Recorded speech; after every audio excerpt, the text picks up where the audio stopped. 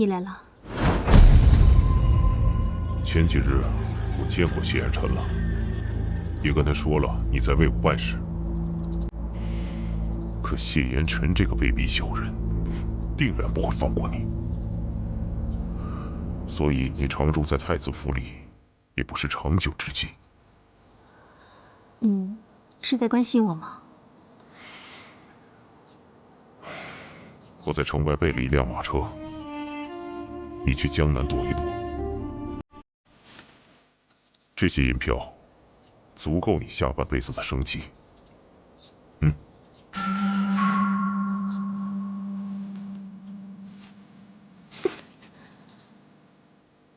你这是干什么？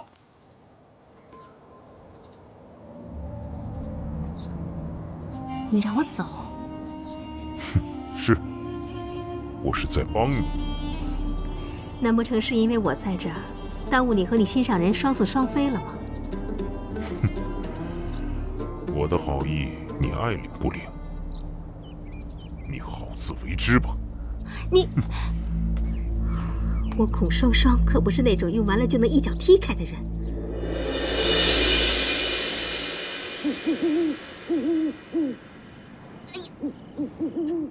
哎呀！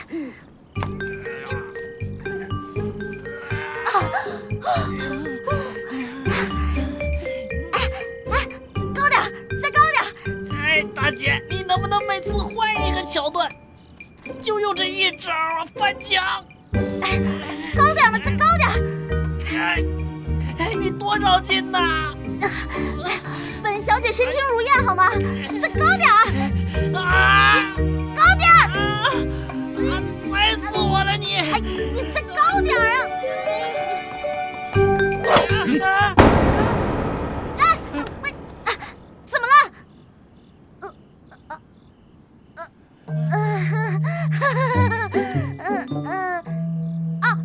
今天晚上月亮好圆，好漂亮啊！你们也来赏月的是吗？好巧啊！扶晴柔小姐下来。是。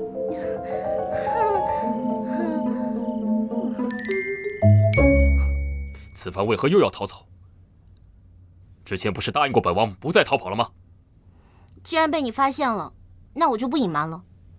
我觉得待在这儿不舒服，所以我就走了。真是儿戏！你我既有婚约，你为何不给本王时间？为何如此不相信本王？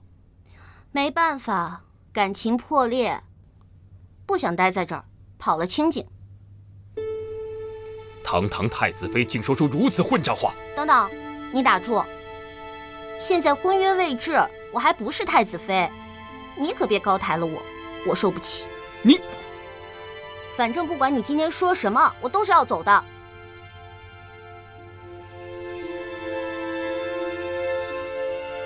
来人呐！在。将他带回房内，严加看管。大婚之前，不得踏出王府半步。是。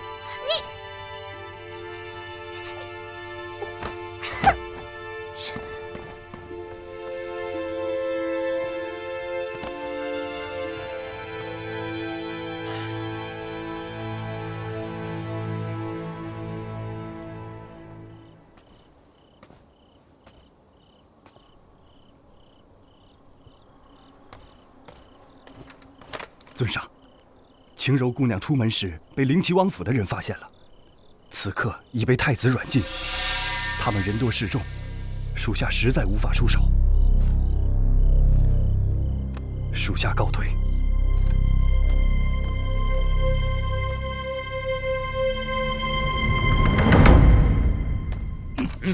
让我过去，我有话要说。让他进来吧。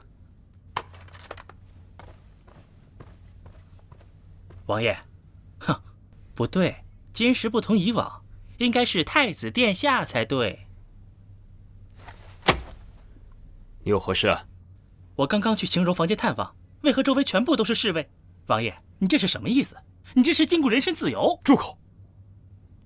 本王没治你知情不报之罪，你竟敢先向本王来问罪！我有什么罪？晴柔要走，你为何不告知于我？哼，瞧你这话说的，腿是长在晴柔身上的，我拦得住吗？再说了，我跟晴柔是闺蜜，我怎么可能出卖我的闺蜜呢？你与晴柔同日来府，本王也早已把你当做自己人。阿广，我问你，晴柔此番为何又要逃走？哼，你们男人都是一个样。既然你拿我当自己人，我就问你一句：慕容和晴柔两个人，你怎么想的？放肆！哼，哟，这就放肆了？刚刚还说我是自己人呢，你这脸翻的简直比翻书还快啊！你干脆把我也一块关了吧，要不然我到处跟别人说去，你吃着碗里的，看着锅里的。你，哼，罢了，本王的事，你们不会理解的。有什么不理解的？2选1，这有何难？你既然选择了慕容，那晴柔出走就顺理成章。你既然不让晴柔出走，那就让慕容一人走啊！来人呐，在，给我押下去！哎，你至于吗？晴柔为你做了这么多，你这么对她合适吗？啊！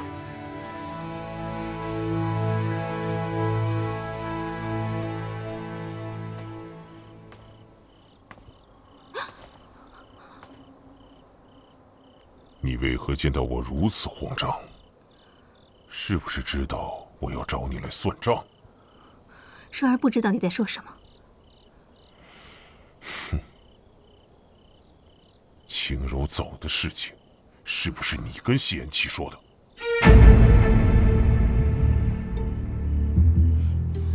是。你竟敢坏我好事！明天你就给我离开王府，不然我必取你性命！你不会忍心杀我的。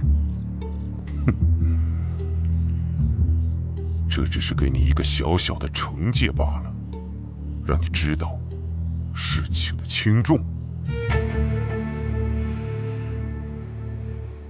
我既然敢这么做，就必然留有后继。我若有什么不测，尹清柔就会收到一封密函。你想想，如果我死了，所有人都会知道你是怎样的人。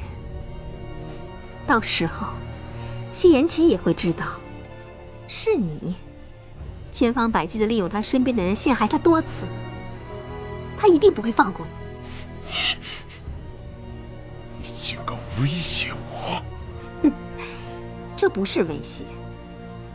正如你所说，你我各取所需。我是万人瞩目的大明星，又怎能甘居于人后呢？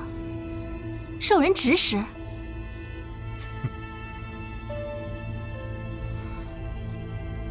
你别以为你手中有我的把柄，我就不敢杀你。这世上还有你不敢做的事情吗？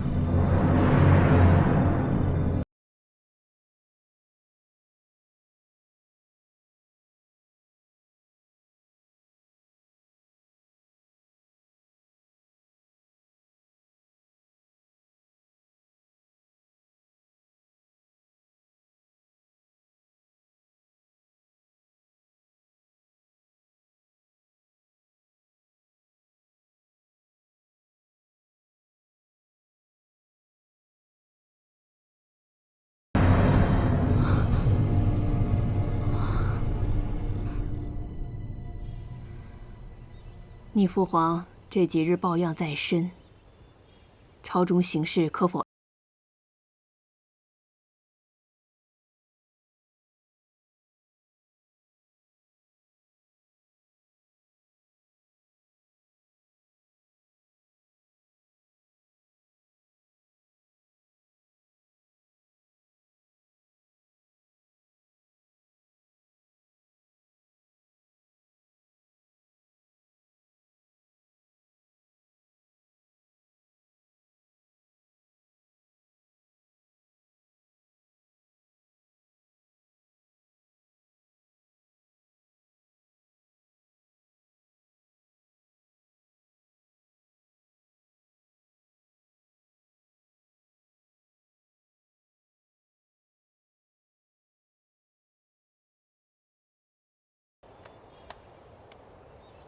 还是你最懂事？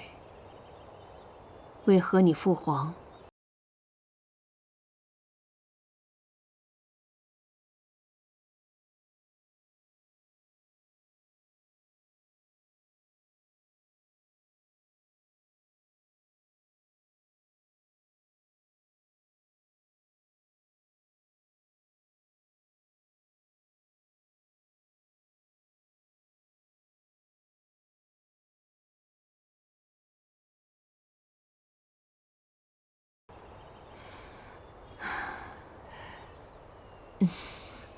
母后喝茶。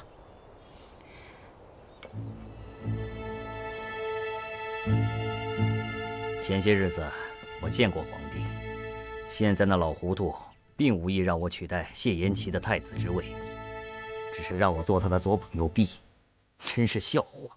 我谢延辰文韬武略，哪一样不胜过那小子？怎肯甘居人后？那王爷您怎么想？你听说了没有？皇帝最近病情越发加重，估计那老东西也快完蛋了。若还不能改变他的主意，恐怕就真的完了。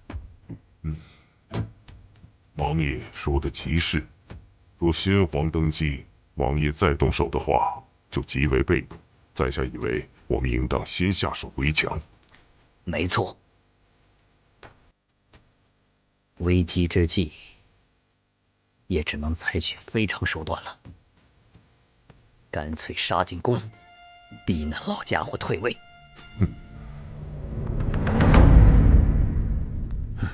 可是，这朝野上下的重臣还有许多要害关节，我还未曾打通。此时行事，怕是……王爷，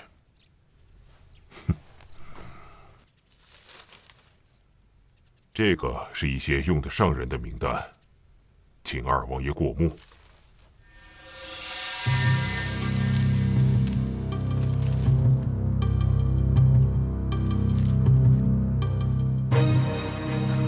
这些人都是朝中的重臣遗老，你是如何调动他们的？只是小小的威逼利诱，在利益面前，我相信没有人会不动心的。好，这样一来，万事俱备，只欠东风了。更何况，母后是站在我这一边的。好，我们现在只差好时机的到来了。等时机一到，就是我谢延辰改朝换代之日。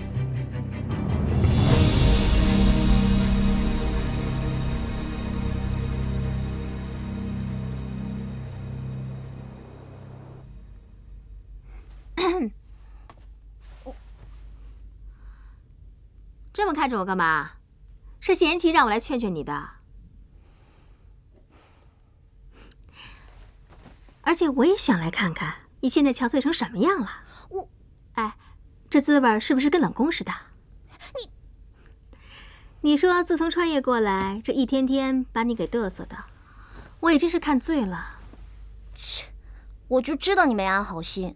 那你就来看我呀！喏，看这里，看这里，看这里。真是的，难不成你还对我有一点怀念？岂止是怀念，我简直怀念死了。我恨不得从房顶上跳下去。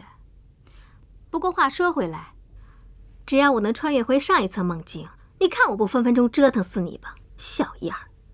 行啊，那你跳啊！跳的时候记得叫上我，我也去强势围个观什么的。顺便呢，我给你抓2只鹰，然后带你翱翔，带你飞，我也送你一程，够仗义吧？尹清柔，你心怎么那么狠呢？不过说真的，你之前跟我的时候，我一直觉得你蠢的都能申请吉尼斯了，居然能那么静静的让我欺负。不过后来发现你也不笨。你说我之前干了那么多撂挑子的事儿，不都是你帮我摆平的吗？有的时候我觉得，我还真挺搞不懂你的。哎呀，夸人就不能好好夸吗？好好夸，好好夸，咱俩能这么愉快的对话吗？行了，行了，行了。其实吧，我也觉得我挺聪明的。停，要吐了啊！夸你2句还找不着北了。不过就拿现在来说吧，你跟谢延琪也相处一段时间了，以你的聪明才智，你肯定知道谢延琪会怎么做。我呢，就点到为止了，你自己衡量吧，要走要留，自己看着办啊。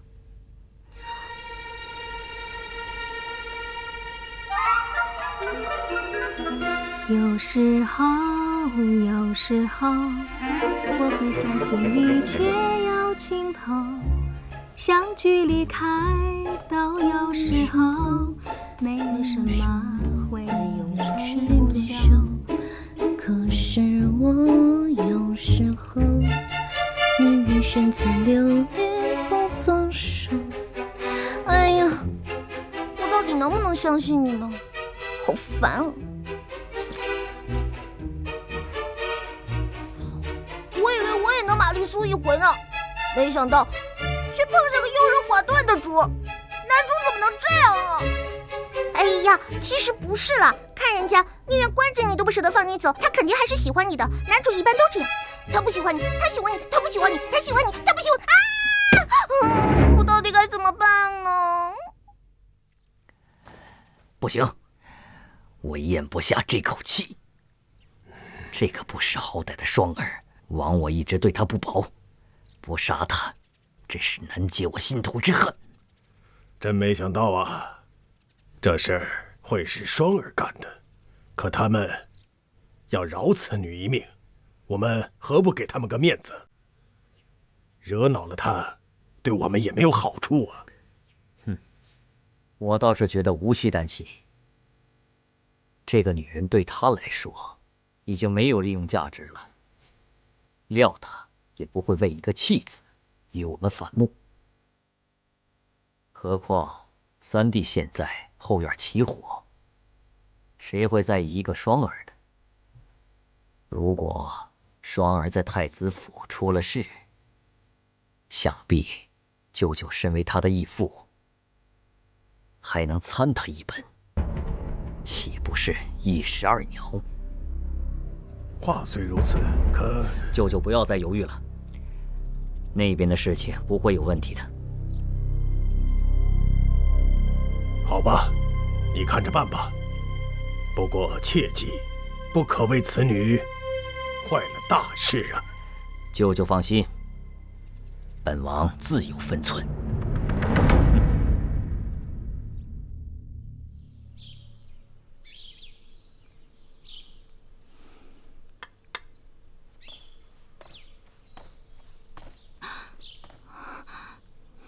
你吓我一跳，周有事吗？你最好听我劝，拿着银两走得越远越好，还可保你一命。要不然谢延琛一定不会饶了你。他现在已经知道你背叛了他。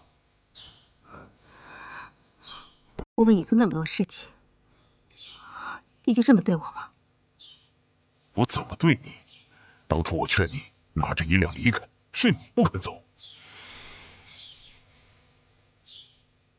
算了，现在还不是跟谢延琛翻脸的时候。为了能保住你一命，我已经做到仁至义尽了，你不要得寸进尺。好自为之吧。我现在的任务是要看着尹晴柔，那自然是要寸步不离。他们要来杀我，尽管来便是。只不过刀剑不长眼，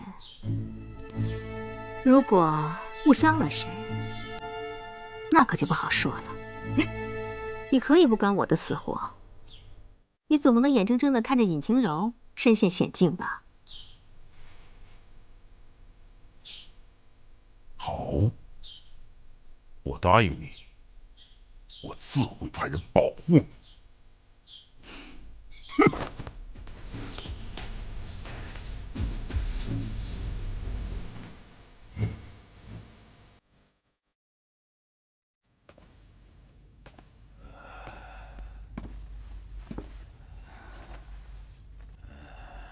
皇上，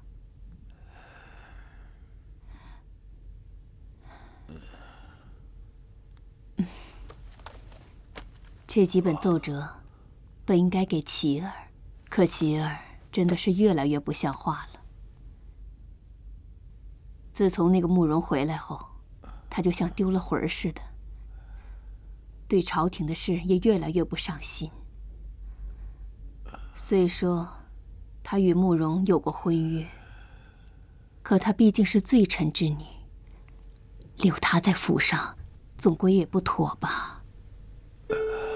琪儿，朕很了解他，他有情有义。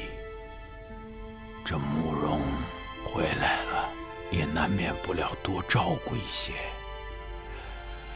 慕容依允身份特殊，再怎么照顾，也不能把她留在自己的府上照顾吧？我听说，朝廷上下对此事议论纷纷，说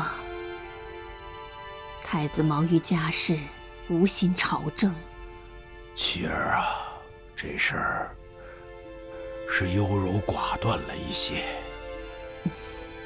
你这个做母后的，也要时刻给她提个醒嘛。皇上，琪儿她现在根本不把我这个母后放在眼里，为了一个慕容，差点跟我翻脸呢。真有此事？皇上，只要能治理好天下，谁当太子都无所谓。可琪儿身为太子，却连儿女情长这点小事都处理不好，将来他如何守住我祖宗基业，造福天下百姓呢？江山为重，皇上，你还是再好好考虑一下这太子之位的人选吧。王后，你说的也有道理。不过这换太子之事，不是儿戏。琪儿，因慕容的事，遭人非议，但他这么做，必有他的道理。就像长河村一事，不就是个很好的例子吗？皇上，这后宫不能参政，这事儿你又忘了？臣妾没有忘，臣妾只是为江山社稷考虑，也想为皇上分忧啊。他们的秉性，当然我最了解。依我看来，也许成儿更能治理好天下。好了，皇上，不要再说了，朕累了，走吧。皇上，是。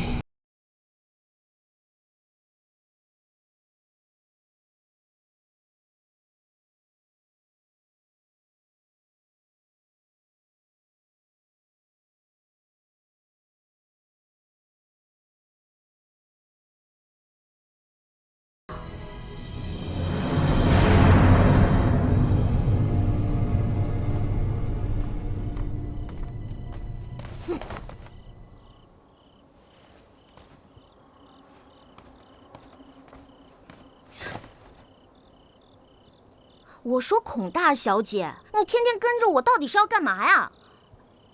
尹清柔，你哪只眼睛看见我跟着你了？这王府这么大，都是你们家的吗？我出来看太阳不行啊？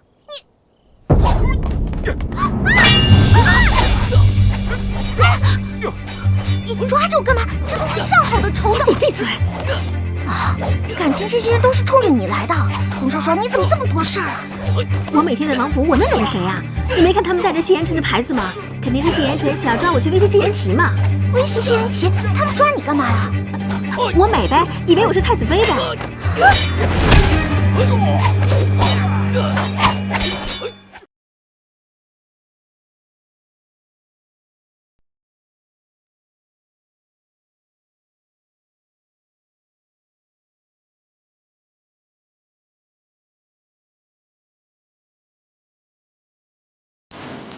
哎，是啊。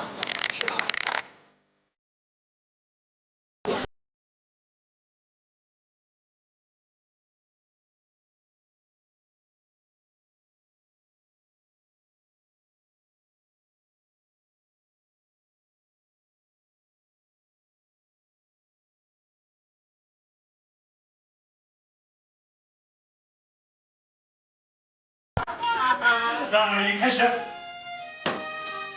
我可是良家少女。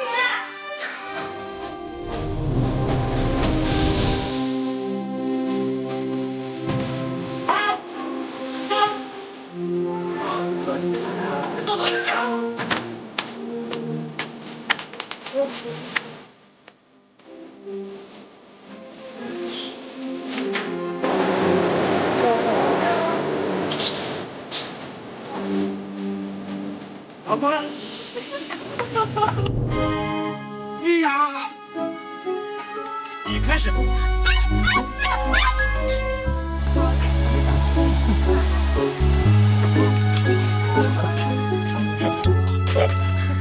来，我